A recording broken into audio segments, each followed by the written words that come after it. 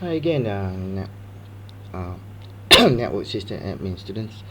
All right, so in this lecture slide, we're gonna particularly we didn't really talk about should how ARP would work on the network, but let's look at what ARP is now. ARP, according to the website here, computerhope.com.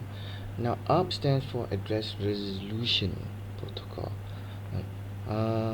Particularly, ARP is used to find the address of a network neighbor for a given IPv4 address. Now, what those means is that each machine actually has keeps a table of all its neighboring machines that it's working with, right?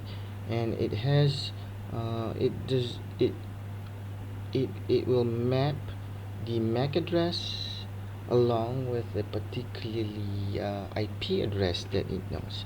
Now you can find out what your neighbors are by issuing these ARP messages.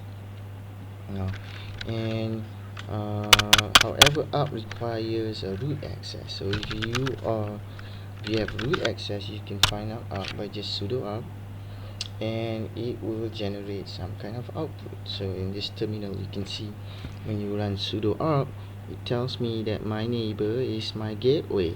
Right, this is the only machine that is currently available, and it's on the WLAN 0, which is my Wi-Fi device with the Ethernet address of A89D. So this is my ARP table, right?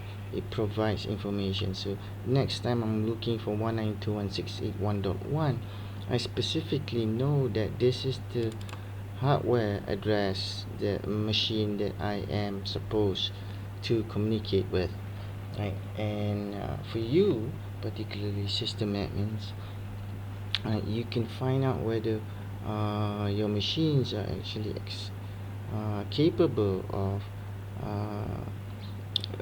at first trying to find out IP addresses of each other, or the able to resolve addresses this way by sending ARP messages, right?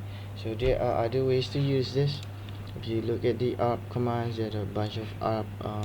You can actually send a hub host name and a hardware address, or and to get certain values. For example, ARP-D address will delete an ARP table entry. So if you find that your ARP messages or machine table is no longer valid, you can delete the particularly one of this. But it's this all these messages requires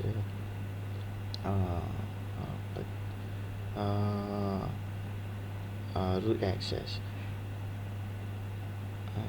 So when you put the IP address again, it will try to do a resolution and find out your send an ARP message, and it will generate a new table.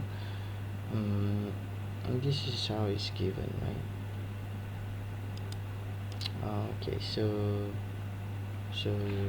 that's about it for ARP, and I'll continue again in using Wireshark later in the next video lectures series. See you again.